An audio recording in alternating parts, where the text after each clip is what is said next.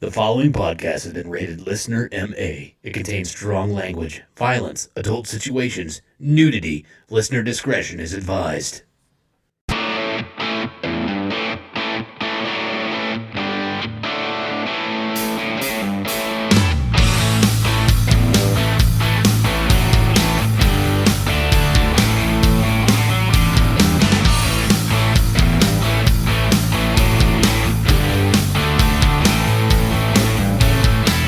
What's up, everybody, and welcome back to the Unfiltered Sportscast. I am your host. My name is Scotty Gurman. Alongside me, as usual, I have two excellent stand-up comedians from the Wichita area. First, I have the 1984 Kingman County T-Ball Defensive Player of the Year award winner, Mr. Jeremy Joseph. Hola, Scotty. Hey, buddy. How you doing? I'm doing great. And we also have the 2019 cow tipping champion. We like to call him the Wreck, Mr. Derek Alders. Hi, Scotty. In defense, though, your mom gave great service, so she was easy to tip. Yeah, of course she was. 20%. Yes. Oh, man. Well, we had the 4th of July over this last week. We all got to hang out together. That was fun. We also had the 5th, the 6th, the 7th. Of course we did. Yeah. Yeah, that's how dates work and shit. And time. That's how time works. You know that? God damn, you're like Einstein. Right? Timestein. That's Really? your new nickname. Yeah. Scott Really? Timestein. Yeah. Scooter McTimestein. Really? We're going Yes. to go there? Okay, fine. Assholes. But it was a lot of fun. We got to hang out together for once. We got to go over to Jeremy's house and have a lot of grab-assery over there. I got to see the basement. The basement looks good. Thank you. Yeah. Thank you. I got it all Basement's back good. in order now. Yeah, I brought my floaties. I didn't even get to go swimming in the basement. No. I was excited. No, it was Adult Swim. Yeah, exactly. We got to play cornhole a lot. We call that bags where I'm from. Okay. Yeah. Of course you I'm going to would. be honest, either one sounds bad. Yeah, Yeah. for sure. But My best friend came in town. That was cool. yeah, that was cool. I got to we meet got him. to He meet was a him. good dude. Yeah, he came in from Illinois. I found out a funny story about him. I found out he has huge balls, apparently. His girlfriend that they pretty much should be married. He listens to the show. They both do, so I'm putting his ass on the spot. But Just pushing your agenda on everybody. that's right. that's right. You should get married. But no, she was telling me that I don't know how the hell it even come up, but she mentioned that he had huge balls, and I just died laughing, and I nicknamed him. Because I figured he was all beans and no Frank, so now I call him Beans. So Beans, if you're listening, I had a great time. Poor guy. Yeah, I kind of have the same curse, and that really makes it bad when you have a small dick. That really throws things out of proportion even more.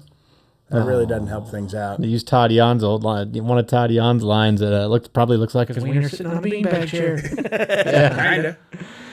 Well, we got to hang out with each other. We got to. I personally, I got to drink a little too much. I think. Luckily, I had somebody drive me home. Yeah, we were disappointed about that. I'm we not- would have preferred you drove. Yeah, with the lights off That's awful. and texting the whole way. Really? Yeah, yeah. God damn. That's awful. No, I'm a smart, responsible adult, and I brought somebody that doesn't drink, and so because I wanted to have a good time with you guys. That's 3 words that have never been used to describe you ever. Yeah, you're probably right. Not probably. That's a certainty. No, I'm responsible and a good fella. Yeah. You brought your buddy neighbor over, and he's a good guy. Liked him. Yeah, he's a Enjoyed good his dude. company. He'd be an interesting person to actually talk about. While we were doing our 4th of July shenanigans, my buddy Steve is actually a competitive eater. Do you know that? Oh, I think it got brought up once or twice, but yeah. Yeah, he's done. Oh God, I can't even remember all the things that he was actually. He competes to eat. Pussy, I hope. That would be a good one. Okay, and like Not ass. Not ass. he won. He actually won a couple of contests here locally in our area, and that like hot dogs. I think he got pretty close one year, and there's like a fucking. It's just weird. The dude looks kind of buff. He kind of, yeah. Looks like he probably works out a little bit. He does. He does like mudding races. Have you seen that shit? Oh yeah, those Tough mudders. What are they? No, I've heard them called something else. Tractor poles. No, those are more fun. Those are real sports. Yeah, that's right. That's the kind we go to where I'm from. Yeah. Demolition derbies. I can't remember what the fuck they're called. That's okay. Yeah. But he does all of that shit, and then he competitively eats, and some of the like hot wings he's done funnel cakes before, and there's like some fucking strategery with this whole deal. And then as we're sitting there, I did say strategery on purpose. Yes.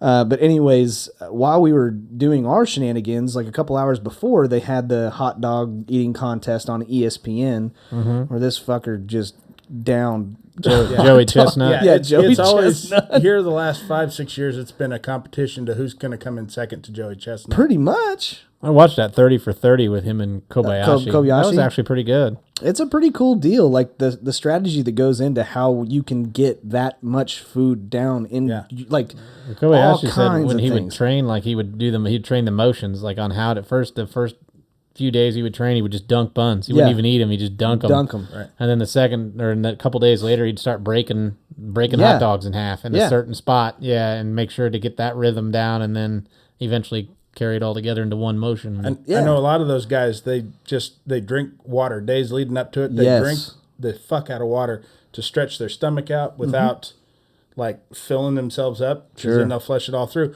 Because the stomach, I guess, it's kind of elasticy, tough to stretch out if you're not already stretched out, but then it like stays stretched out for a while. And that Kobayashi, he used to do that shake. Yeah, he used to sit there and shake. And he was actually an expert in gastrointestinal biology and knew how to get the food to layer just right in his stomach. There was a real science behind crazy. that. But yeah, he would eat the hot dog separately from the bun. He would dunk that in his lemonade. Yeah. And so that he could basically swallow it without chewing it. Yeah. They showed Joey Chestnut on that 30 for 30, like doing weights with his chin, and how he would he'll do a sit up, and on each sit up on the way up he'll take 3 big gulps of air, and then on the way down he'll take 3 big gulps of air.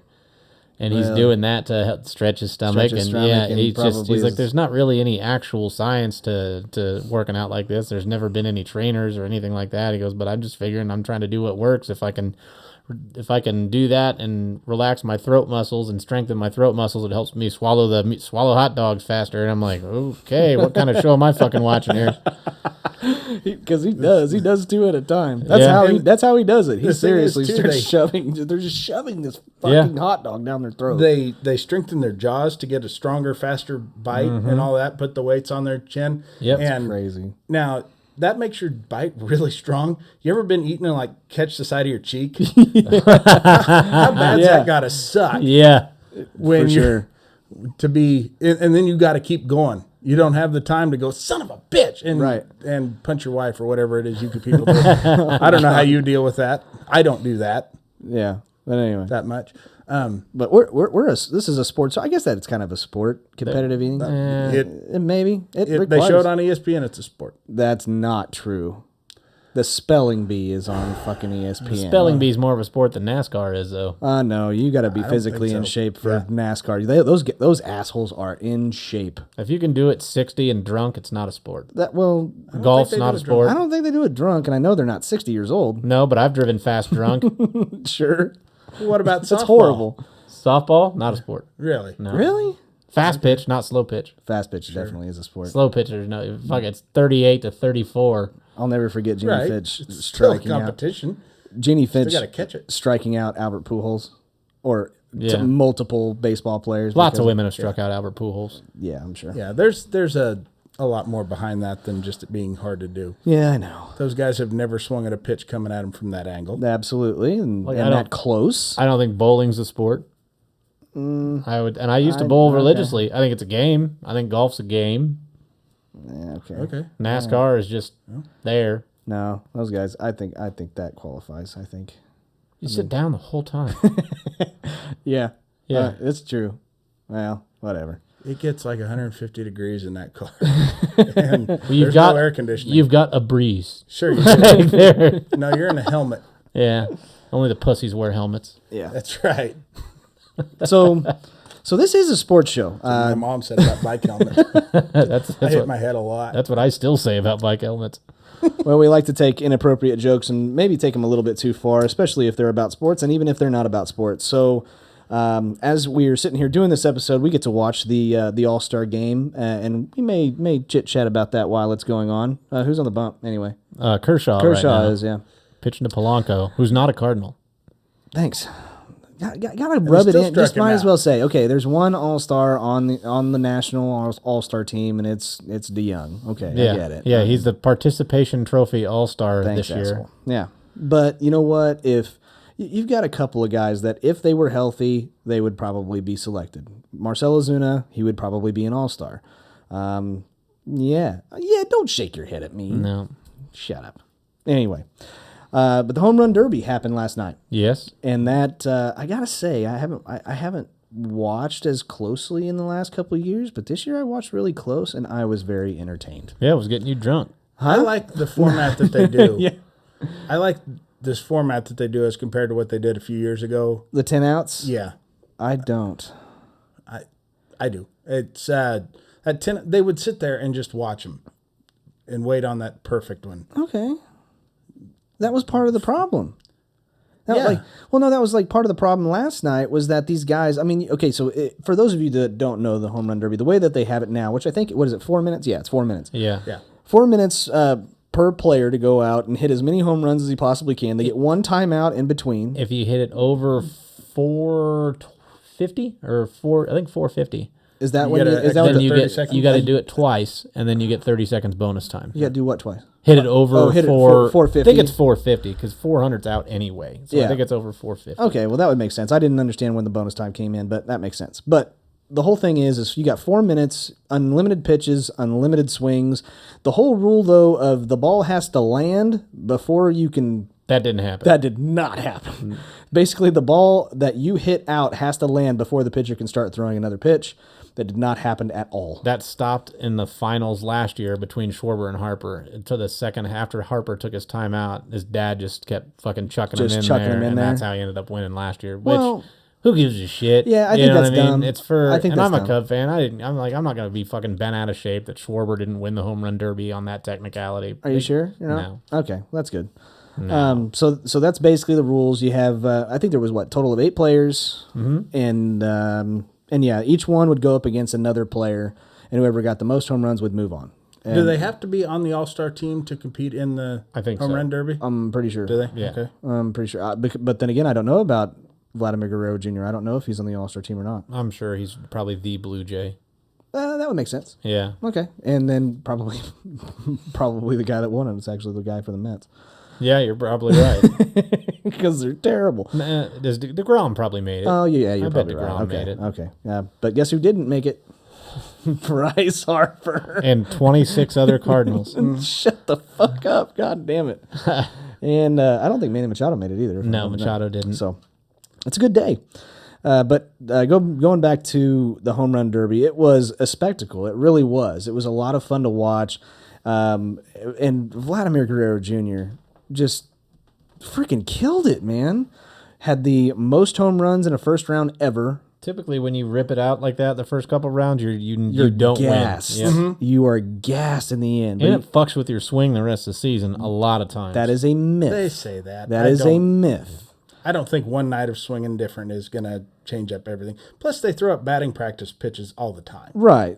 Yeah. I mean, what's a lot of times they go out there before games just to put on a show. Sure. And Sammy Sosa used to go out there with that cork bat in the game. Derek missed it. He's looking at his phone. Yeah, I was going to All this discuss. fucking younger generation texting. I'm looking up about your generation, Jeremy. Back in 1960, Yeah, what happened? ESPN, I was talking to Scotty about this last night. ESPN Classic used to do home run derby. Mm-hmm. And it was 10 outs per round. And there would be eight players that would compete in a 3-round event with each player getting 10 outs per round. They did that back in 1960, and you would have guys like Trying to think who was on that. They had Mickey Aaron- Mantle and Mantle? Willie Mays. Yep. Participants. Yeah. Aaron was on there. Mantle, Bob Allison, Ernie It Banks. was all in black and white. Yep. Gil Hodges, Yeah, Al I used to Kaline. watch reruns of those. Me too. Killebrew, I Eddie thought you Matthews. watched it live. No, Scotty. Oh, my bad. They had color TV my entire life. Oh, I'm just making sure. Yeah. Okay. Okay. Anyway, moving Can we on. get past that now? Yeah, sure. So basically, Vladimir Guerrero came in, and the first 2 rounds just were the most fun thing to watch because Vlad ended up putting up, I think, 29 in the first round, which was a record for the most home runs in the first round with, if I remember correctly, practically any rules whatsoever. So he hit 29 home runs, moves on, and then he goes up against Jock Peterson for the Dodgers. That was my pick to win it. And that was your pick, and I picked Vladimir Guerrero Jr. That's who I picked. And it was entertaining as can be. That went to a swing off, I think, didn't it? 3 times. Yeah. And the way that works is whenever 2 players have Is that the when same they amount fuck of each homers. other's wives? No, that's not what that is. Oh, That's my whenever, mistake. Wrong kind of swing off, I guess. that's whenever you get 3 swings, 3 total swings, and then the next person comes up and gets. So if you hit 3 home runs and he hits 3 home runs, then you keep on going in that same format until I got you. somebody doesn't hit as many home runs as the other. Well, that happened 3 times. So Vladimir Guerrero ended up hitting 1 more home run than Peterson, and then moving on to the finals. Which at that point in time he went up against Alonso. Pete Alonso, which they call him what do they call him? Something Panda. I don't remember now. I don't know. The only panda I remember Kung Fu was Panda. that was Sandoval. Yeah. Well, they call him something, and I Trash Panda. Yeah, that's right. Raccoon. That's my favorite fucking minor league baseball team name is the Rock Island Trash Pandas, I think. Really? Nice. Yeah. That's a nickname for a raccoon. Yeah, exactly. But anyways, so those 2 guys go back and forth, and Not just any raccoon, the common North American banded raccoon. right. God You're damn. welcome. Yeah, What's thanks, the appreciate Latin it. name? Oh, I don't know. Jesus. So, Vladimir Guerrero Jr. goes up first. He ends up hitting, I think, 21 home runs in the last round, which for him, it's not, the 29 that he's basically put up the first 2 rounds. And then Jock Peterson comes up and hits 22 with like 40 seconds left, so he had enough time to, if you Talking about Alonso? Oh, I'm sorry, not Jock Peterson. I'm sorry. Yeah. I'm sorry. Pete Alonso came Yeah. up and did that. But he came up and hit 22 and ended it. But the fucked up thing was Pete Alonso had a total of 57 home runs in that whole competition was a total of 57 home runs. Jock Peterson had a total of 60. Okay? The record from any home run derby total home runs by one player is Giancarlo Stanton, and he hit 61. Okay? Vladimir Guerrero Jr. hit 91 home runs in that entire competition. He shattered that fucking record. Right. The reason why I don't like the way that this home run derby works is because I kind of feel that I feel that Alonso's bracket was way weaker than Vladimir Guerrero and Peterson's bracket. I like the old PlayStation rules. What was that? You had 8 guys, and the top 4 moved, and then the next 2 moved, and then that was it. Sure, and that would be more entertaining. And see, that's the way it used to be, and it was losing ratings. That's Really? Because the whole thing is based on ratings, and when guys were allowed, just 10 outs, and they would sit there and watch pitch after pitch after pitch, and it was so slow. This brought the action up. This makes them swing a lot more, and it also makes them and really. As much as Guerrero Jr. really deserves credit for it, his pitcher deserves a hell of a lot of credit. Absolutely. For being able to deliver those consistently right in his fucking wheelhouse. Oh, man. I mean, that guy looked exactly like a Cardinal starter. Yeah. I mean, You're such a dick, but I can't remember who one of the guys was. He only lasted 1 round, and his dad was throwing to him. Yeah, and that's what they used that was to Harper do. last year. That used to be that's fine. all the time. Oh, yeah. That's what they always did. Robinson and their Cano's dads dad couldn't did find too. a fucking strike zone. And, it really got boring and tedious. Well, I don't know. Robinson Cano's dad did it 2 years in a row. He won 2 years in a row. Then Bryce Harper's dad did it, and he won. And then last night, I can't remember who it is for the life of me. I'm so sorry. But that dad could not find the strike zone to save his fucking life. He just couldn't. I mean, the poor kid was trying to swing at everything that was close. Was it Acuna Jr.? No, I can't remember who it was. I'm sorry, but I was struggling to watch because I felt bad for the kid, not more than I felt bad for the dad because he's trying to make his son look successful and do this, and it's kind of a father-son thing. That's cool, but it's like I feel bad for the kid too because if you win the home run derby, that's $1 million in your pocket. That's the bonus, right? And this if kid's you're on a rookie contract, that's a shitload of money for you right there. Okay. And he could not find the strike zone. He kept on trying to, try to make the strike zone, never got it. And now you got everybody watching you and all the pressure's on you. And it would be hard for sure. Yeah. But a lot of times now they're bringing their batting practice coach from their team with them. I'm sure. Is what a lot of them are doing. Yeah, because that's a lot more consistent. Those guys do it all the time, and that's why they're doing it. Yeah, but now that it's timed, right. But the other thing was Pete Alonso that won. His yearly contract is like $555,000 a year, Rookie deal, and it's on a rookie deal. And he made more last night than he's going to make all year long in one day. Yeah, and so congratulations to him. Sure. Even though I don't think he should have won. Sure, and that's wrong with TV. What? No, go ahead. There he goes. Well, ladies and gentlemen, thank you very much for. It would still go round by round, even the old way of doing it. My bad. And if Vlad Guerrero Jr. gassed himself out, well, he knew the rules going into it. Save some of your fucking energy, I guess. Yeah, but he kind of had to though that second round. He needed everything. That's true. But that first round, he didn't need to hit. What was it, 29? The first round? Yeah, 31. I thought. Or no, that was was. Excuse me, it was 29. Okay. Yeah, I mean, I. And the other thing with that guy's swing is he puts everything into it. I mean, a lot of guys they look like they hit a home run and it was just effortless, right? Vlad or Peterson? Vlad puts everything in every single swing. Now, granted, whenever he connects, it doesn't necessarily have to go high at all. I can't tell you how many of those balls were literally frozen ropes from his bat to the second level of left field. Yeah. They were just fucking just straight into the bleachers. I think max may have been 108, 109 mile an hour off his bat, and for what it's worth, that's fucking fast. Yeah. That's really quick. When the ball's coming in at what, 50, 60? Probably, yeah. That's another good point. They're not throwing 100 mile an hour from wherever. They're throwing, and now granted, they're probably throwing from what do you think, 45 feet, something like that? Probably. Behind an L frame. But still, most guys, when they hit home runs when in a regular game, sure, they're much more counting on getting the arms extended, sure, twisting the hips. That's where the power comes from. Then you just rely on the speed of the ball to generate the power for you. This, you've got to generate. It's like swinging a slow pitch softball. Yeah, you got to generate all the bat speed. True. Yeah, that's a good point. But so now we're moving on from the home run derby and we're going into the All-Star game. We're sitting here watching it. Has anybody scored?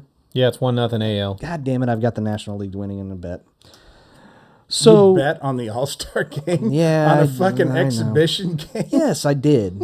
I think that wow. Shut up. Reminds me of, what is it, Dirty Work? You bet on Mr. T and Rocky 3. You bet against Rocky. This is basically the equivalent of a church league softball game. Here. Shut up. I'm glad they're acknowledging the Apollo 11 landings coming up on the 50th anniversary, July 20th. Oh, cool. Yeah, they keep showing the moon and astronauts. What? That's what they just showed us, man. You weren't watching. Pay attention to the fucking TV, Scotty, not what you're doing. I'm sorry. Nobody cares about what you're doing over there. That's true. I know. I'm worthless.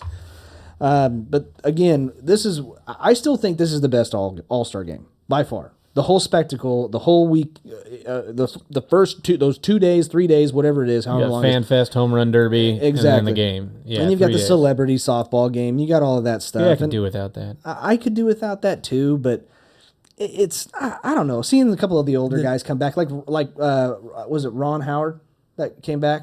I didn't know Ron Howard played professionally. Oh shit! Last I knew, he directed Howard movies. for the Phillies. Howard for the Cunningham? Phillies.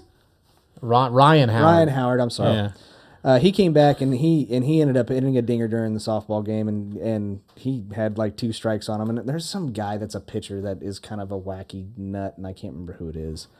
But it was kind of fun. It was kind of fun to watch. I didn't watch the whole goddamn thing because that's just too damn boring. But it was okay. But everything else that is rolled into this entire spectacle is great. It's great to watch. I like the home run derby, and this game used to mean something, but it doesn't anymore. And it costs so much for that. That's who most of that shit is for. It's for the people who bought tickets. They get that gets them passes into all the events. Yeah, it's like $700 or something like that for. Yeah, I mean nobody for a ticket for the whole weekend. Yeah, but that gets you into everything. Yikes! Don't like it that much. And they, they can go up from there. They only go up from there. Wow. Yes. But I mean that gets you to a lot of the, access to the players to get autographs, and that, that really gets you a lot of the shit you don't see on TV. So I mean, while I don't really care about that, the celebrity pro-am softball game. Yeah. If I don't like it, don't watch. I mean, it's sure they don't.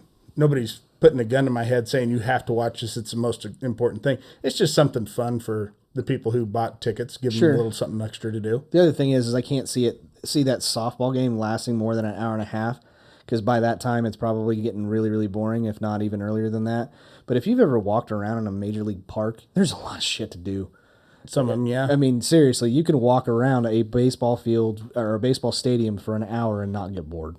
Yeah. There's tons of shit that you can just go and see that's really cool. Each one of them seem to have their own like museum and stuff to buy. Obviously, you got your gift shops and shit, but you got other cool stuff. And it's always at really good prices too. No, yeah, awful. it's a steal of a deal. Awful pricing, but yeah, If you want a $13 funnel cake, right? Yeah, I believe at Kauffman Stadium for a foot-long bratwurst and a flat beer, 12-ounce beer. Yeah, it's 19 something. $20. You're really getting your money's worth there.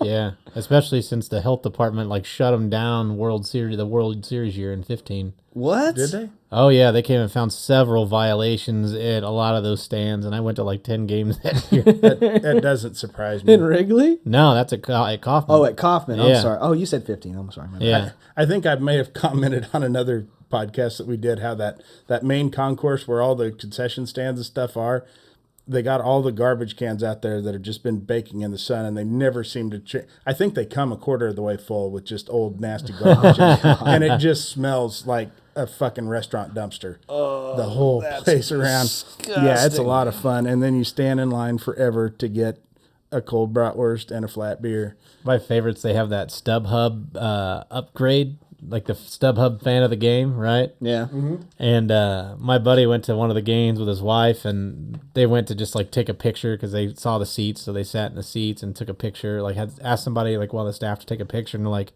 "You can sit here if you want." And they're like, "What?" He's like, "Yeah, those are just first come, first serve."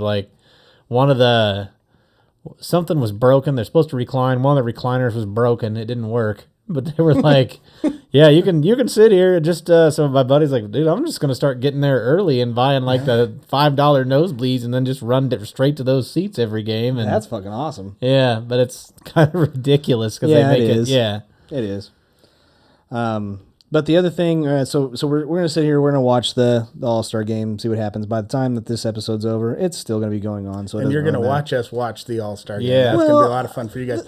But yeah, we'll make comments. We'll make it good. Absolutely. But the thing that ticks me off now is that it doesn't mean anything. It used to mean something a couple of years ago. Whoever won, I disagree. I can see your faces, and I don't care. Whoever won the All-Star Game got home field advantage. And I liked that in an All-Star Game. That made the All-Star Game even more important, and you're not playing every single pitcher one inning. I understand you're trying to save injuries and stuff like that, but it was awesome that the All-Star Game finally meant something. It wasn't just a pointless exhibition game. It The All-Star was Game at its best when it didn't mean anything but pride, and that meant something to the And players. Pete Rose was taking people out at home plate. what I think when it was at its best was before interleague play. And so sometimes you never got to see these guys play against each other unless it was in the World Series. Sure. That's what made it amazing. And then once interleague play started and then it became so regular and they added more games, that's when it was just yeah, who gives a shit? I can go see this guy here in 2 years. These two are going to face off again, or in another 3 years. And then so that one game ended in a tie, and they're like, well, we can't have that. Nope. That's what pissed everybody off. And I remember that game. I don't remember what year it was, but I remember watching that game and being like, what the fuck? But they were out of players. Yeah. They're out of pitching. Mm-hmm. They were out of players to even put on the bump. Should have went and do a swing off. Exactly. They fucked each other's wives. And now we're well, come on. And that's, you put that fucking pitcher out. He's going to lose his fucking stuff, and somebody's going to tee off on him, and the game will be over. That's exactly That's how a real game works, and this shouldn't be anything less. Yeah. But then wasn't it the next year that was Ichiro won it with the walk-off inside the park home run? Oh, I don't remember that. That was... I remember the tie. I couldn't imagine a better way to end a baseball game, a walk-off inside the park home run. It was really good. Well, he was... entertainment. Yes.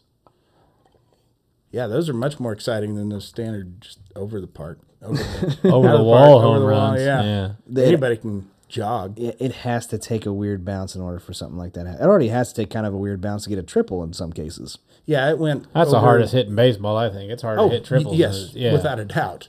Right. Yeah. But inside the park home run is a bad route and a bad bounce normally. Yeah, usually somebody has to dive for something that they shouldn't have gone for. Right. There was a Royals game, when was it, 2015? Yeah, Gerard Dyson hit one. There were two, each player in back-to-back innings. Each team had an inside the park home run. I remember that. Did Dyson hit one in the playoffs that year too in the World Series? No, that was Alcides Escobar. Led off game one of the World Series against the Mets because Cespedes misplayed it. Johannes Cespedes misplayed it. It hit his glove, but it bounced off and went and... Yep. Bad route, bad bounce. One of the two. Yeah. You can't call those dingers though. You gotta call those something else. No, just fuck. Roundabouts. Roundabout. Yeah. All right, we can work with that. But staying on the topic of baseball, plate collisions. This is a rule that I kind of wanted to go over with you guys because we had a plate collision over this last week. Jonathan Lucroy got taken out by Jake Marisnick. Okay. And it was, if you watch the video, I don't necessarily know what to think. I mean, playing baseball for as long as I did, if you see a catcher taking up any part of the baseline, plow him. That's what you were taught, was plow his ass. And this one and then was fist him. No, not fist him. That comes next inning when they come up to bat. Yeah, and you're like, you plowed me, I'm fisting you. No. But that's basically what happened. Now let me go over the exact thing what was going on at this point in time. It was the bottom of the eighth. It was tied 10-10. There was 2 outs and the bases were juiced. Okay? Full of steroids. Yeah, exactly. Because that's baseball. Mm-hmm. But the bases were loaded. There's a ball that gets hit out into right field, and I think there was actually maybe one out, and then he caught the ball and he was trying to tag up. I can't remember everything about this, but it was a play at the plate. So the guy that's rounding third base or trying to score is going full speed, and if he gets this run, they take the lead. Okay? So there's that emotion, and it's late in the game. It's the bottom of the eighth. Yeah. You also have a guy in the outfield that's getting the ball as fast as he possibly can to home plate to try to make the out. The catcher understands he has to make the out, or the other team goes up and possibly lose the game. So this is kind of ride or die situation. Both guys are trying to win the game for their team, and I honestly think that Marisnick was just kind of doing what he was trained to do. If you watch it in slow motion, it looks like he tried to avoid it. If you actually, because I sat there today and watched it in slow-mo, and it looks like he went to the inside. Yes. And when the catcher, it looked like the catcher was on the outside, and it looked like so he was going to go the inside, and then I think the throw kind of took the catcher over, and it looked like he was, and so that's what happened. Because if you actually watch it, and that's he's got to make this decision in real time. Yeah. You've walked down a fucking hallway with somebody going the other way, and you guys kind of step right, step left, step right, and then one he's just like, fuck it, just go, or we're dancing, or whatever the stupid shit is. That's what kind of had happened there, just really, really fast. I don't think it was intentional. I guess the only thing that I can think of is if you are legitimately trying to get in there and score, if the catcher doesn't have the ball yet, which from what I understand the rule change is catcher cannot block the plate, but if the throw takes him there, yes, then it can be within the rules. But why are you not sliding? Yes. That's if you're trying to get under a potential tag, why aren't you sliding if you know the play is going to be that close? Sure. Okay, so here's my take. If I were in the same exact situation, I still, being a base runner, trying to get onto the as far away from the catcher as possible, but still able to reach home plate on some kind of situation like that. The catcher did start to go outside, but as a base runner, you would not try to go in front of the ball that's being caught. You would actually try to go even further away from him, basically to the right if you're running towards first base. So in my opinion, I don't necessarily know if it was on purpose or if it was just initial reaction of him seeing a catcher that's possibly in the base paths. But I think that in my situation, because you're already, when you're down third base line, you're already not on the baseline. You're actually on the outside of the baseline because you're in foul territory. Tag up. Sure, but you're same situation. You've got body length, and you can go outside where that catcher, even if he caught the ball, you wouldn't have gotten tagged. So I would have taken the furthest away from him as possible and still been able to reach out and touch home plate with my hand, which in my opinion was what should have happened. And I actually think that the correct call was made, and they called him out. They called him out. They did call him out. They did call him out for not trying to avoid. Because I bet you if he would have slid, they would not have called him out. If he would have ran straight, he may have actually just hit the catcher with his left shoulder, because that's basically what happened. But he took a step to the left, which was put him basically directly in front of him. So, which, by the way, I hate the rule that you can't have. That's the Posey rule. Yeah, I don't like that rule, but the fact is, it is the rule. And as the base runner, you need to know that. Mm-hmm. But also in real time, that shit happens, bang, bang, real fucking fast. Baseball's a contact sport, motherfuckers. So Luke Roy suffered a concussion. Technically it is, but... It is in this particular instance. Yeah. Suffered a concussion and a broken nose. And he's probably going to be out for at least a couple of games just for concussion protocol that baseball has, because that motherfucker got decked. He got ran the fuck over. And see, that's supposed to be to teach you the lesson. Don't stand on the fucking base path. Sure. That's the way that used to be. And I liked it much better when that was the rule. Sure.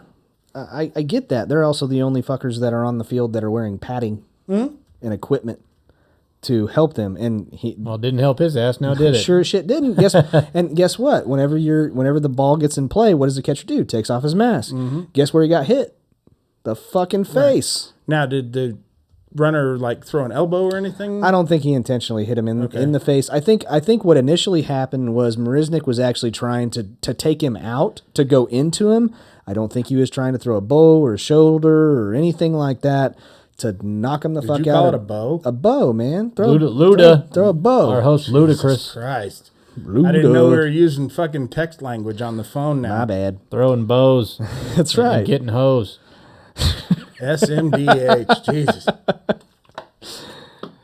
But I don't think it was intentional, is all I'm trying to say. But I think it was unfortunate. I think the correct call was made. Didn't matter because the Angels Houston ended up winning that game anyway. Yeah. And the umpires aren't really there to judge intent. They have to look at it and decide whether or not the rule is broken. Sure. That is, there's a lot of times I've seen when a guy will be stealing second, and the batter will swing and lose his balance and kind of stumble out in front of the catcher, and the runner will be called out because of batter interfering with the catcher. Same thing. He didn't mean to do that, but it is still against the rule. Well, that's part of the problem whenever you're stealing second, or when you're stealing third base, rather, with somebody in the box that's a right-handed hitter, and you've got a right-handed catcher that's trying to throw down to third base, and that right-handed batter is in the way. Right. But he's got the right to that space. He doesn't have the right to the space over the plate. Yeah, over the plate or behind the plate. depending on where the ball goes. So fun facts about baseball. A lot more about on second base, which I think the rule should be runner has to go back. Right. It shouldn't be out because there's no reason to assume that he would have gotten him out. Right. So that's just my take on it. So moving on, Derek wanted to talk a little bit about Arrieta, I think. Oh, yeah, Arrieta hit... Yeah, why don't you talk about it, Derek? Talk about it, man. He does Pilates. He actually does Pilates. Yeah, he had a Pilates studio when he's at Wrigley.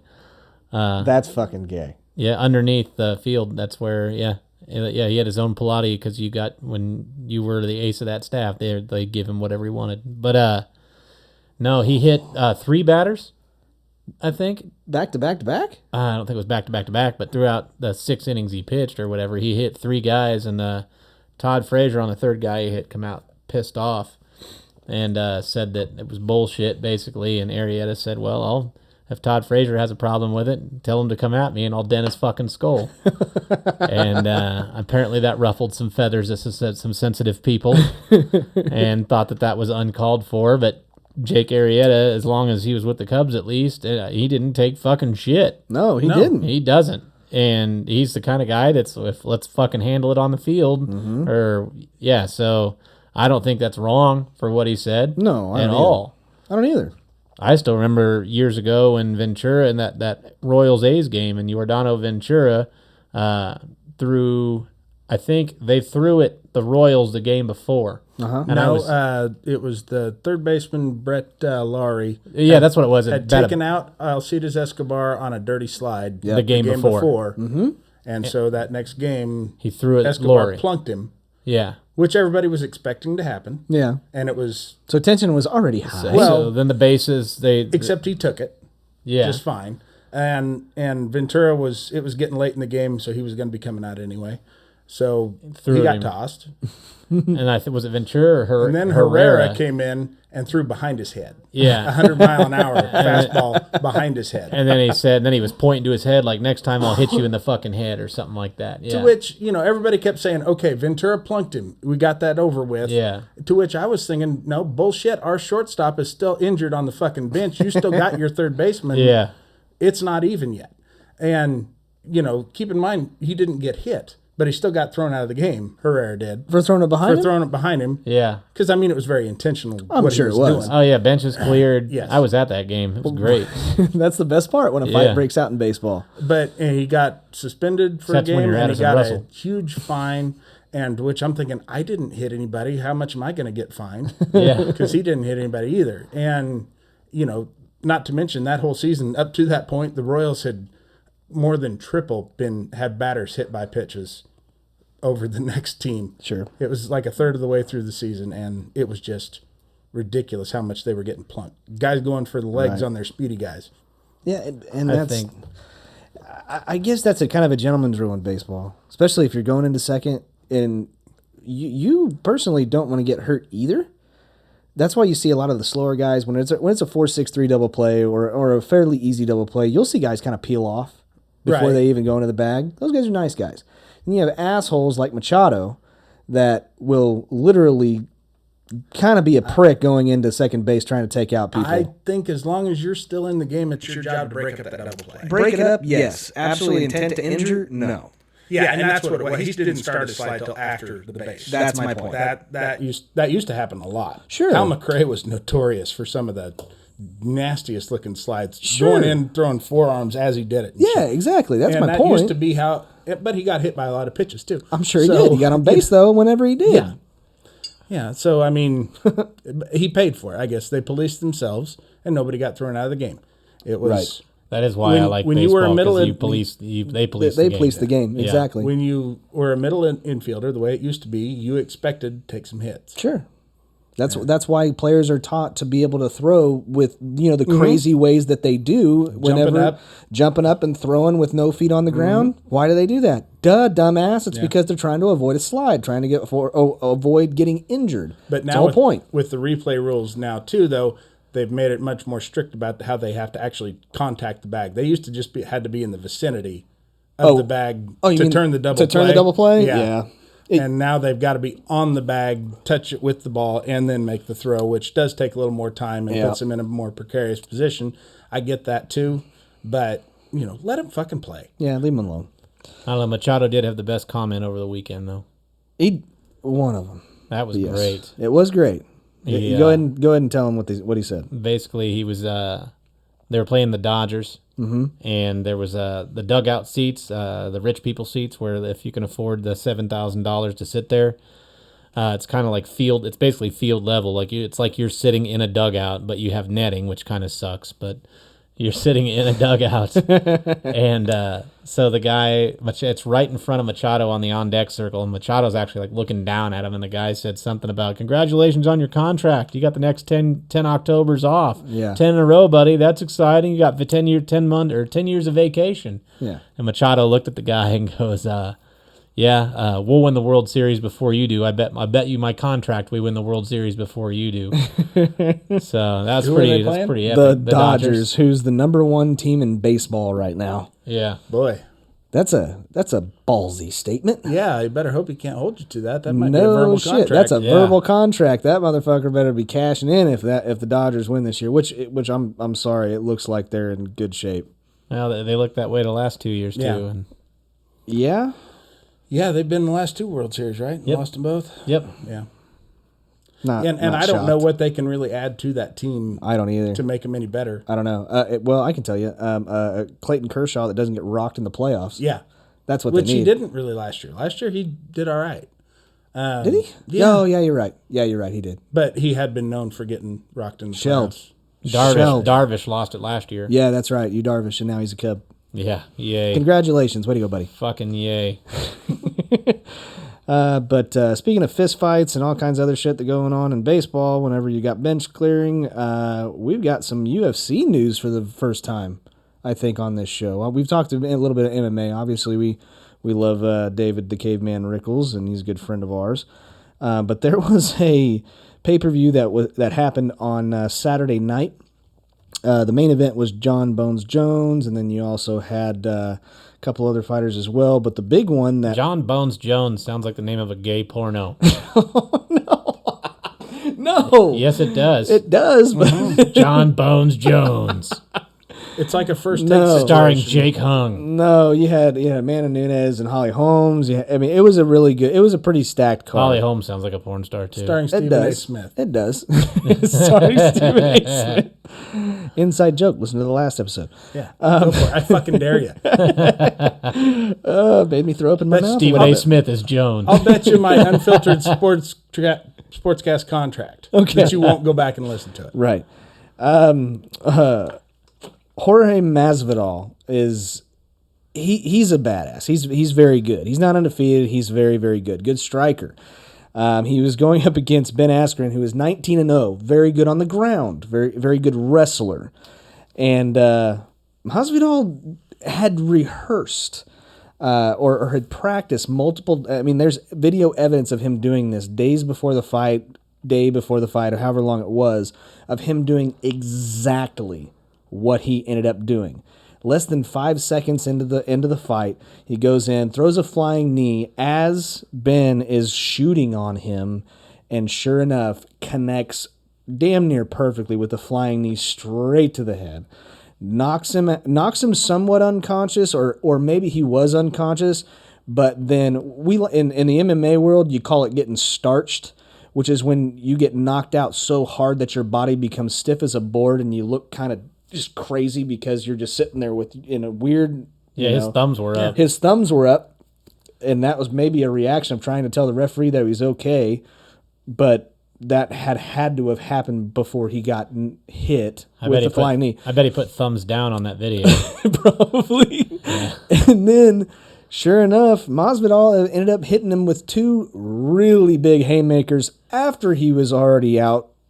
And the referee it took him a little bit to get over to him to pull him off. It was pretty impressive. It was one of the fastest knockouts in that weight, or the fastest knockout in that weight class ever. Mm-hmm. It was an impressive fight, but my favorite part of this whole, and don't get me wrong, if you're a Ben Askren fan, that dude's a badass. He'll be back.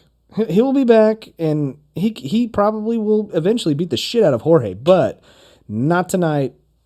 it could have been a fluke thing that happened. Fights in the UFC happen all the time where it's over in 5 seconds. So you ever see when girls get in a fight and just fucking fingernails come flying everywhere? That's what it looked like. Just out of nowhere, here comes some guy and they just run into each other like two outfielders going for the same ball and nobody called it. Perfect. And they both went tumbling. I wasn't sure who got hurt in that. That's kind of what it looks like, though. That's kind of what it looks like when you throw a flying knee like that. It just kind of looks like you two just run into each other. But Scotty, that's my new move. Yeah. I throw more flying knees in a day than you'll throw all year. Really? Yeah. At least as many. To who? Oh, everybody. His wife doesn't listen sometimes. Everybody. Sometimes that's how I say hi to people. Really? I don't shake hands. Flying knee. So nuts. Nope. You can't jump that high, bro. Oh, dude, I can sky. Yeah, he throws bows too. I throw lots of bows and I got shoes at home that say flight. I don't know. I don't know what I'm laughing at more. Just the whole idea of you jumping more than 3 inches off the ground, or the fact of you actually doing that to people with his nunchucks. Okay, that makes more sense. I could see. Yeah, but you I keep them in that. my belt. Yeah, Ninja Turtle style. Gotcha.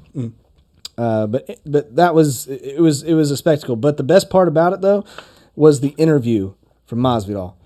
That kind of made me happy. Now, granted, he's kind of acting like a pompous, arrogant prick, but he was a little bit pissed off. I guess Askren kind of said some shit that kind of pissed him off. I heard they kept calling him George because his name's Jorge. Oh, nice. They kept calling him George. That was one of the things my buddy was telling me about it. Really? Yeah.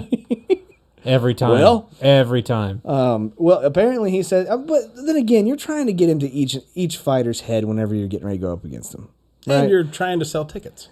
That too, but the other thing is I mean, you're trying to get an emotional rise out of them because you're wanting them to do something that, make a mistake. Exactly. That's the whole point I was trying to make. So, but it turned out it kind of backfired on Ben a little bit because obviously he got rocked, but Masvidal didn't shy up in it. We watched the interview, the post-fight interview, and he was basically asked, do you think that those 2 punches that you landed after you knew you had already knocked him out were unnecessary? And he, in my opinion, he may have given the correct answer. And he basically said, no, because the referee didn't come over and pull me off. My job is to keep on beating the shit out of somebody until somebody pulls me off. Yeah, it's just the same thing as you fucking watching a ball. If you think you hit a home run and you watch it drop in the corner of the outfield and now you got a long fucking single instead of at least what should have been a double. Okay, I like that analogy. That's good.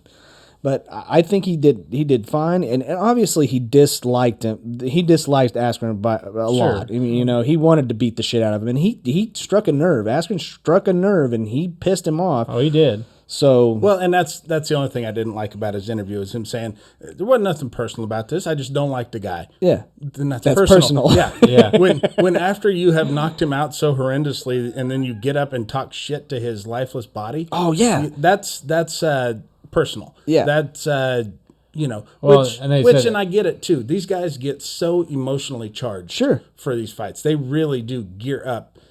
People talk about, remember a few years ago, Richard Sherman? Yeah. After the end of that game, it was the NFC Championship Don't put me game. on a sorry receiver like Crabtree. Yeah. Don't you ever go talking stuff on me or what? I don't remember how he said. But I mean, he really laid into whoever it was. Crabtree. No, the chick that was interviewing him. Yeah. And really being a dick about it. And it's like, people who criticize that have never been that emotionally charged for anything in their life. And it's what they have to do. And you caught him, you didn't give him time to decompress. Sure. You caught him when he's still riding that emotional high, and that's, I'm sure, what happened there. I'm sure, had he killed the guy, he would have felt bad about it later. I'm sure. And he very well could have killed him. I mean, you get you get that flying knee and then 2 completely unopposed punches to the face. That could have done some serious damage. But that's on the referee. Sure. That is 100% on the referee. Well, I can't. Okay, I can't get too pissed off at the referee because it was 5 fucking seconds into the goddamn fight. Yeah, but he needs to be in better position. I think he got caught watching the fight rather than possibly getting into it because he should have been closer to between the 2 of them before he even got up. Sure, just to be watching And Okay. So generally, there's a feeling out stage of a fight. Somewhat, you're trying to time your opponent, my trying to figure fights. that out. Okay, yeah, no, that of course not your fights. But generally, there's like a feeling out stage where the referee's kind of holding back a little bit, and just to let you kind of move, and he's figuring out how you move and all this other stuff. And then all of a sudden, he's not. There's no feeling out time at all whatsoever. Right. And this guy's throwing a knee, and in less than 5 seconds, the guy's on the ground beating, and he's already getting the shit beat out of him. I mean, I'm sorry, but I guess what I'm saying is that the fighter didn't do anything wrong. No, the fighter didn't do anything wrong. I agree with you there. So, all right, moving on to the NBA. Okay. Yay. Talking round ball? Yeah, something like that. Okay. Round ball. I can speak lingo too. They throw bows in that sometimes. They get flagrant fouls for throwing bows. Right. Yeah. So for the NBA season's finally over. We can move on, right? No, we got, like I said, with last episode, we got a fire sale in the NBA. Everybody's being traded. Everybody's moving. There's too many goddamn players that can get out of their contracts and go someplace else. Who cares, right? Well, now You keep bringing it up. I know, but last episode we didn't get If it was Fred, you'd care. Yeah, Yeah. that's a good point. I bet you he's going to be a real diva come contract time. Probably. He earned it, man. He earned it. Sure. Walk it off, And Freddie. I can't see him being that way. Walk But it off. No, I don't know. But we didn't. We called Kawhi. I thought Kawhi was going to go to the Lakers last episode. I did not. You did not. You were right. He ended up going to the Clippers. Thank God. I am so happy. I'm sad he obviously left the Raptors. I wish he would have stayed. Clippers are the best team in LA now. You damn right they are. shit. That ain't I don't no think shit. the Lakers can't even field a full team, can they? They can now. Can they? they've They got get 5? Rondo, Danny Green, Davis, LeBron, and Kuzma. So they got 5. They yeah. got 5. Okay. And I'm sure they probably got a couple bench guys that we're not naming yet. Maybe. No, I think they're all gone. I think Iggy's on his way over there too. Oh, though. Iggy's there. Yeah, so 6. Okay. But signing Danny Green, that's a fucking joke. That was a 2-year, what was it, $30 million deal or That's a something like that? fucking joke is what that is. That was bad. That's awful. Yeah. That's awful. Yeah, LeBron's Danny, GMing though. Of course he is. What? And He's the one that got Okay, what- Tristan Thompson paid and Shumpert or whatever. He got both those guys paid. sure. What's bad about it? You're just saying it's bad. Okay, so in the NBA Finals, Danny Green, it was the most inconsistent player the entire finals. Now he did have his games in the semis. He did have a couple of games earlier where he was okay, but he's a spot up shooter. That's what he is. Okay. He can't play defense. He's not. I mean that he just can't. That's just not his deal.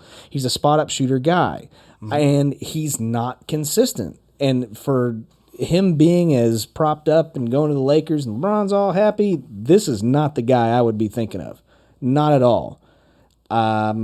I don't like this signing. I don't like Danny Green being, well, actually, I truly enjoy it because I think it's a joke. I don't think it's going to be a successful idea for the Lakers. I don't. He was with the Warriors, right? Yeah. No, Danny Green? Yeah. No, Danny Green was with the Raptors. He was on the Raptors with Fred VanVleet. And the main reason why Fred VanVleet got a whole bunch of time was because Danny Green sucked and Fred VanVleet That's had to right. step up. That's right. And he did, and that's why I love my boy. Okay. Well, but was he a big part of them getting to the playoffs? Fred, now that's the hill that the Lakers have Sure, to climb sure. is to get to the playoffs. Then they'll worry about winning games later. Fred didn't do very well in the early part of the postseason, and the main reason why I think is because he was probably stressed the fuck out because he hadn't had his kid yet. But once he had his kid and everybody held his kid, then he was just like, all right, everybody's healthy, 10 fingers, 10 toes, moving on, and then all of a sudden he turned it the fuck on. And What if he that had? was the same What if time. he had 9 fingers and 10 toes, but and that 11 was toes. and then was still perfectly healthy? That's fine. What if one of those fingers was on the foot? Yeah. Then what, Scotty? He still Yeah, got like the same. come on. Flintstone feet. What if you had that? Don't dodge the question, No, that's motherfucker. fine. That's fine. What would happen then? I mean, he'd have trouble finding shoes and socks, and Sure. and gloves. I hope he named it Pete. Pete? Pete Van Vliet. No, he named him Junior. Junior Van. That's not as good Junior as Van Pete. Vliet, huh? Should've named No, it Fred Pete. Van Vliet Jr. Damn it! Come on, We didn't know Get what with you were the getting program. at. I'm still stuck on this finger on the foot thing. Why would he have a kid like that? I don't know. Maybe he fucked Wilma Flintstone. Especially if he gets those shoes with the toes already in them. Yeah. That's really going to suck. Yeah, that's going to hurt. My dad's got 8 toes. I want to get those shoes and just cut to 2 of those toes off and sew them shut, and then he can wear them too. All right. Hey, it's good to have goals. Yeah. There you go. Really. The thing I like about all with this, because they're also the Clippers got PG-13. They got Paul George. Yep. That was a shocking move. Yeah, I don't know what happened because everybody was just like, "Oh, and he was buddy with Westbrook," but then Kawhi signs, and not even 24 hours later, Paul George is a Clipper. Yeah, he requests a trade, and then all of a sudden he's going to L.A. Well, he wanted to go to L.A. originally anyway. Paul George did. He said he was going to, but he wanted to be a Laker. That was the big assumption before, and then he re-upped with the Thunder. Mm-hmm. And now they're saying that they're going to trade Westbrook because Westbrook, they're not competing. So there's no point in paying Westbrook what you're paying him and not going to field a competitor. So now Westbrook's on the trade block. They're going to be awful. They're going to be terrible. They will be absolutely the laughing stock of the NBA. They're just looking to rebuild, I think, and they're stacking draft picks and all this. But I think it's good for the NBA because if you look at it, back in, like we talked about a show or two ago, back in the day, everybody had 2. Mm-hmm. Everybody had 2. Well, they're starting to realize that the big 3 is great, but you need depth and you need role players, and you can't just have 3 guys score 85-90% of your points. Mm-hmm. So now you look and you've got Kawhi and Paul George on the Clippers. You've got Davis and LeBron on the Lakers. Mm-hmm. You have, God damn it, you've got Curry and Thompson. Yeah. Now you've got Durant and Kyrie in Brooklyn. Yeah. All these teams now are starting, you're getting 2s, big 2s, and then in depth around them. And it's if they let them bang, I think it might be like it might get back to what it used to be. I hope so. I do too. Yeah. But it never will as long as there's so much free agency and so much trading. Well, and I think Guys got to the pick players a team and stick with them. The players dictate that too. They do. Now it's not even really the GMs. The players just conspire and they're like, "Hey, come play with me." All right, fuck, I'll go play. But exactly. It's getting to the point where you pick a favorite player rather than a favorite team. They marketed it that way after Jordan left. Yeah, that's what they did. I don't like it. And every single time you hear a player, "Oh, this city needed it. The city," you don't give a fuck about the city. You're you don't give a shit. You want you want a ring and a contract. That's exactly right. Most guys in the offseason don't even live in the city that they play in. Right. If the city was so great, there's nobody who plays for Cleveland still living in Cleveland. When they're not playing. Milwaukee. Cleveland sucks shit. LeBron had a house in L.A. I think when he was playing in Cleveland. Yeah. Yeah, of course he did. Most NFL players do that. Most baseball players do that because, where are you going to keep most places suck. Where are you going to keep your side bitch? You Right. got to keep her at the other house. Right. Oh, God, I don't know about that. That's bad. Is it? Yeah. That's what if they you do, say so. Scotty. No, Yeah, that's just what I they don't do. do that. Yeah. Hell, that's baseball, You don't have Scotty. side bitch money, Scotty. Yeah. You barely have one bitch money. Mm-hmm. You got. True. I wouldn't want a side bitch. I like my wife. She likes me. She likes you fuckers, too. Yeah, she does. She's a wonderful woman. One of she's the awesome. interview tactics that Todd Glass does, where he'll just suddenly get inappropriate. Well, he'll be like, "So you are married, and how long you been married, Scotty?" For me? Yeah, Shit. I've been almost 5. Almost 5 years. 5 years? That's the shit anniversary. Good Yeah, job. that Scotty. is the Yeah, shit you one? Paper Okay, for good. the first one, shit for the 5th one. right. go. Well, okay, where'd you guys meet at? We actually met kind of at a buddy's land getting ready to shoot off fireworks, actually, for 4th of July. Okay, so fireworks going on. Very romantic. Let me ask you this: you fuck that shit? That day, no. No, that's actually a fun story. They hated myself, or we hated each other. No, I just love the idea of asking somebody about their relationship. And then, let me ask you this: you fuck that shit? Yeah, I did. Not then, though. Well, no, she hated my guts. I know this is a little off topic, but I she get it. hated my guts. We I hated still each get it. other. Totally get it. We hated each other. And Okay, well, fair enough. you know what? That's how you get the yin and the yang. This was great this weekend. I thought you got that from not wearing rubbers. Huh. What? I don't know. This weekend I was talking to Beans, and I told Beans that yeah? I guess, man, it's crazy. He goes, you guys rip on Scotty a lot. I go, yeah, it's not just on the show. Yeah. Yeah. No. We let him have it off the show, too. That's definitely true. That's my job. Yeah. That is my job. I'm the one that takes all the heat, and I'm totally okay with it till you start talking about my damn sister that I don't have. Yeah. Actually, I'm okay with that. And suddenly too. you get offended by that. Yeah. No, not really. But anyway, I'm done. I've got nothing. Anybody? No. No. Nothing? I don't. No shows coming up. I tell you what I don't have, Scotty, is energy. Yeah, I'm tired as fuck, too. I don't have chlamydia. I got that cleared up. I wish there would have God. been something I could have mixed in with my water Yeah? that would have given me some kind of energy. Well, I've got Vodka. That's no shit. No, Oh, that'll just make me sleepy and, No kidding. and give me the runs. Hey, I tell you what you could do? What's that? You could actually take vodka and put Strike Force Energy in the vodka, and that's like kind of a mix that'll get you some energy and get you fucked up. Which is what I need both of. Yeah. Yeah. That 'cause- way you can throw a hella flying knees Yeah. Fuck yeah. when you're drunk, so you won't feel it on the knee. Let me tell you something. Those neighbor kids come too close to my car with their bikes. I don't care for that. Flying knee. Fuck yeah. That's right. I'll take them out. I don't care if you're on a Huffy, a Murray, whatever. Yeah, yeah. Give me. Oh, If for what it's worth, You come close with a Schwinn, flying knee to the chin. That's- fuck yeah. Ali him right There like you go. that. Absolutely. there you go. For what it's worth, I mean, we actually didn't even light off any fireworks, but your neighbor is a patriotic motherfucker. He does. He tastes like freedom. Yeah, And yeah, he's actually got a professional license. And Good for him. Makes good use of it. You would think that would be his busiest night of the year. yeah. But no, apparently nobody books him.'s not that good at it. But it's good enough for a neighborhood fireworks display, I'll tell you that. And It so lit up the sky so we could have our world or feel like we were playing in a major league game. What's the right. Sandlot? We quote? had a night cornhole game. cornhole Yeah. game. We had our first night cornhole game with Derek's stupid ass Cubs cornhole boards that had LEDs. Yeah, they light up too. That helped. Yeah. I actually played a lot better once I couldn't see the board anymore. Yeah. No shit. Yeah. Screaming Queefs, 1, 2 in a Yep. row. That's right. That was our team, the Screaming Queef. But yeah, where you were going with that was we do have two sponsors, but our one of our sponsors is StrikeForceEnergy.com. It's a very good product. It is an additive to additive to water that is basically an energy drink.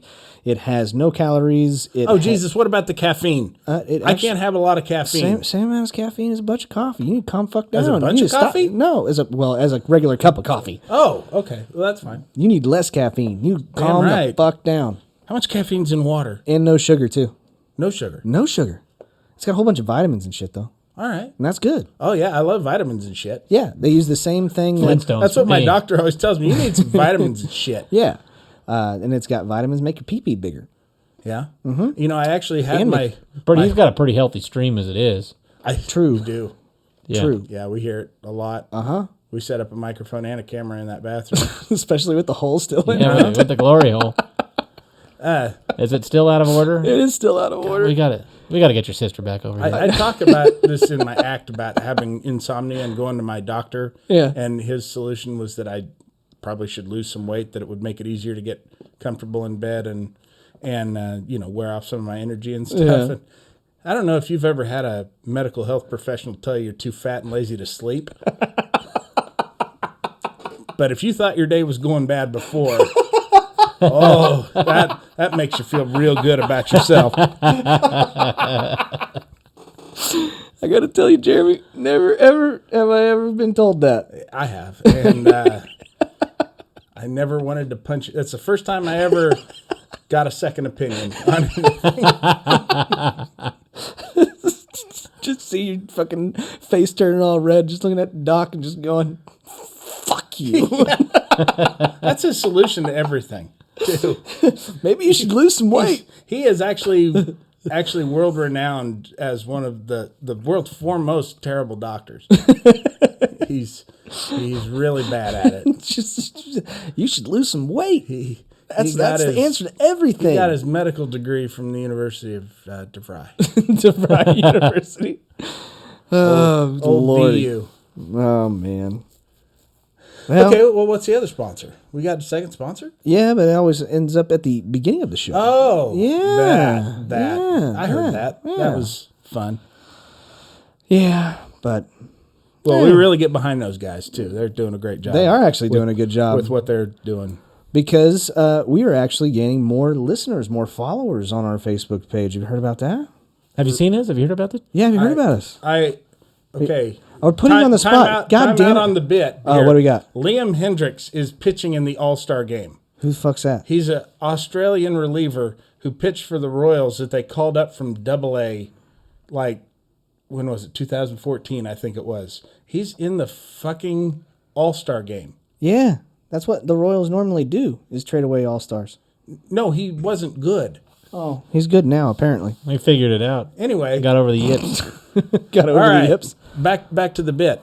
No. About how good a job they're doing? No, how good a job we're doing. Oh, we're doing a phenomenal job. We're doing a phenomenal job. Mostly at making people regret listening to us, I think. Every once in a while. Yeah. Every once in a while. But for the most part, no, we're doing a good job. Okay. The Facebook page is growing. It's growing every single day. I'm going to take your word for it, Scotty.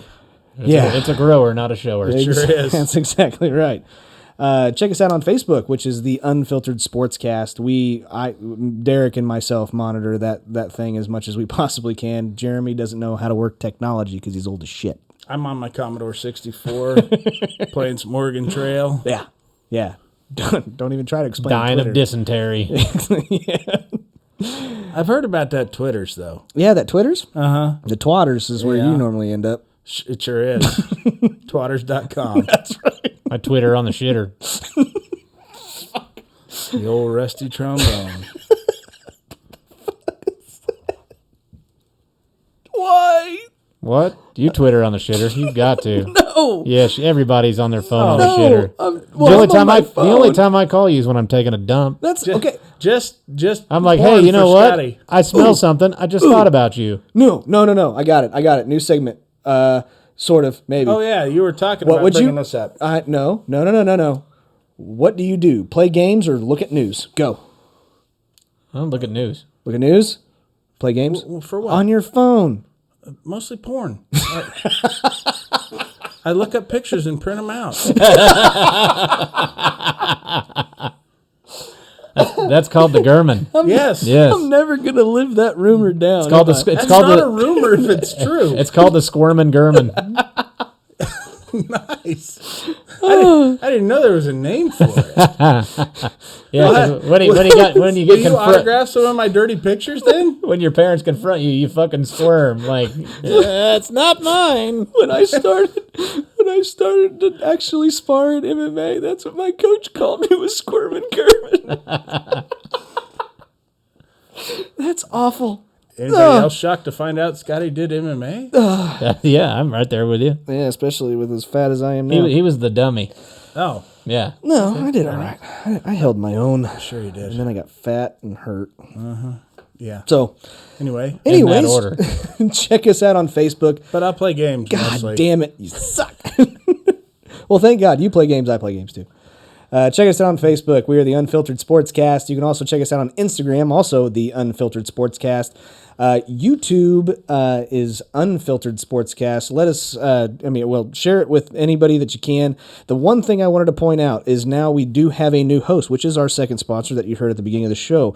Whenever we switched to that new host, we apparently somehow duplicated our show. So there is one show that if you follow, it should not be there anymore. But if you still follow the show and you are not getting new episodes, which that's impossible because you're listening to this one right now, you basically just have to search us again. So if you know somebody that's having some issues and can't find the show on Apple, iTunes, practically every fucking place that you can listen to a podcast, you just basically have to search us again and it'll pull right up and you'll get all of our episodes. So do us a favor. And I'm sorry about any confusion with that whole ordeal. Well, at least you really cleared it up now. Yeah, right. I With know. all that shit you just said there. I know. But thank you to the new followers, new subscribers. Do click the notification bell if you like to watch us on YouTube. You can see me getting uncomfortable and these two assholes picking on me the entire time. So. Yep. But like we always tell everybody, if you like us, please do us a favor and tell your friends. But if you don't like us, Slam your dick in a fucking car door. Lick my filthy shithole. If you don't like us, Oh, tell your enemies. that's awesome. And until next time, guys, Take that filter off and make it dirty. we will see you later. Take care. Woo!